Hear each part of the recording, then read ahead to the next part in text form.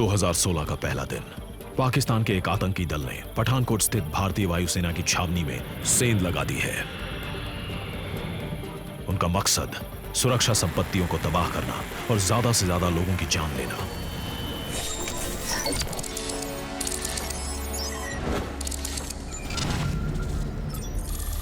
भारत के सबसे महत्वपूर्ण मिलिट्री बेसिस में से एक पठानकोट पाकिस्तान से लगी अंतर्राष्ट्रीय सीमा से सिर्फ 30 किलोमीटर की दूरी पर है। 1 जनवरी 2016 दोपहर 3:45 पठानकोट एयरबेस रेड अलर्ट पर है। खतरे की घंटियां बज रही हैं और सुरक्षा अभ्यास शुरू हो चुके हैं। मैंने फौरन बेस को कॉल करके सुरक्षा के सारे इंतजाम कर लेने की हिदायत दी। टेररिस्ट कैंप में घुस चुके थे, कहीं छिपकर बैठे थे और हमने छानबीन शुरू कर दी। सभी सैनिकों को बेस को सुरक्षित करने के आदेश दे दिए गए।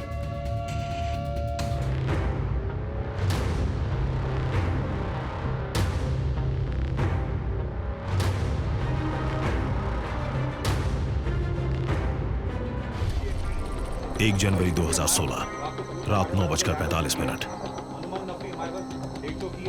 एनएसजी टास्क फोर्स और गरुड़ कमांडोज पठानकोट के सुरक्षा बलों के साथ एकजुट हो गए हैं।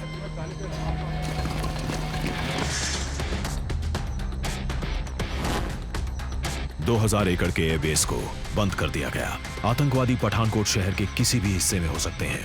खोज जारी है। 2 जनवरी 2016 सुबह 2:15 जमीन से लेकर आसमान तक निगरानी मुस्तैद है, लेकिन ये आतंकी एक आत्मघाती मिशन पर हैं। लेकिन उनकी किस्मत धोखा दे गई। हवाई निगरानी कर रहे एक ड्रोन ने उनके शरीर की गर्मी को भांप लिया। गरुड़ कमांडो आगे बढ़ने लगे। आतंकियों ने फायरिंग शुरू कर दी।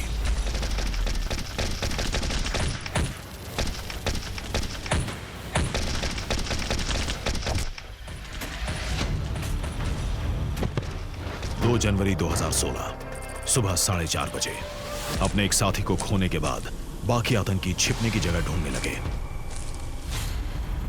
लेकिन एनएसजी ठीक उनके पीछे ही है।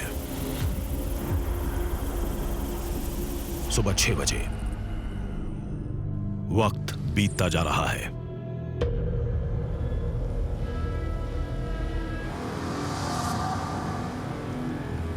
दो जनवरी 2016 सुबह 10 बजे 4 घंटे बाद भी स्थिति वैसी ही बनी हुई है। 2 जनवरी 2016 सुबह 10:30 बजे एनएसजी का अंदरूनी घेरा और करीब पहुंच गया। भारतीय वायुसेना ने इस गतिरोध को खत्म करने का फैसला लिया। एक हमलावर हेलीकॉप्टर ने आतंकियों के छिपने की जगह पर गोलियों की बौछार कर दी। 2 जनवरी 2016 दोपहर 2:30 हमलावर हेलीकॉप्टर से की गई इस गोलीबारी से मजबूरन आतंकियों को अपनी पोजीशंस का खुलासा करना पड़ा। 2 जनवरी 2016 शाम 5:30 बजे पठानकोट एयरबेस में फिर से शांति छा गई। आत्मघाती हमलावरों को मार गिराया जा चुका है। अब वक्त है उनकी लाशें बरामद करने का, लेकिन यह बेहद जोखिम भरा काम है। नुकसान पहुंचाने के लिए लाशों में बम हो सकते हैं, जिससे जानें जा सकती हैं। फोर्स कमांडर ने सुबह तक इंतजार करने का फैसला लिया। एनएसजी के बम निरोधक दस्ते को तलब किया गया। लीडर और उसके सेकंड इन कमांड ने अपने साथियों को जोखिम में डालना मुनासिब नहीं समझा और खुद ही इसे अंजाम देने में जुट गए।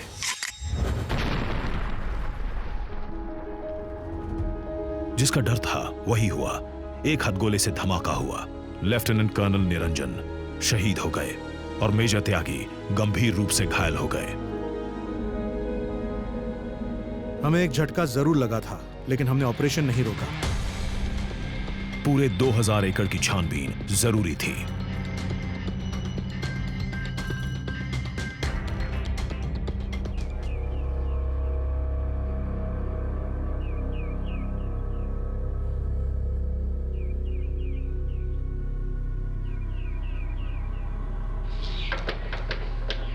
एनएसजी ने पाया कि एक डॉर्मिटरी अंदर से बंद है।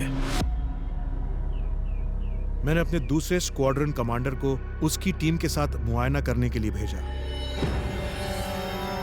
दीवार के पार की स्थिति का जायजा लेने वाले उपकरण का उपयोग किया गया। गर्मी के संकेत मिले। अंदर 2 लोग मौजूद थे। वो लोग आगे बढ़ रहे थे कि अंदर से एक हथगोला फेंका गया।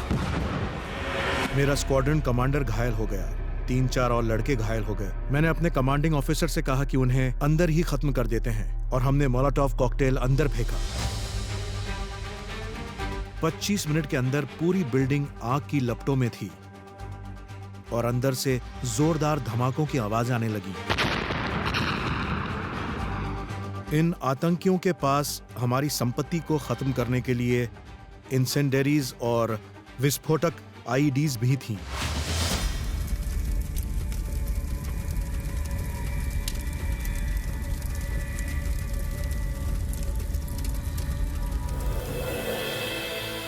अड़तालीस घंटों बाद 6 जनवरी 2016 को सुबह 8 बजे पठानकोट एयरबेस को सुरक्षित घोषित कर दिया गया।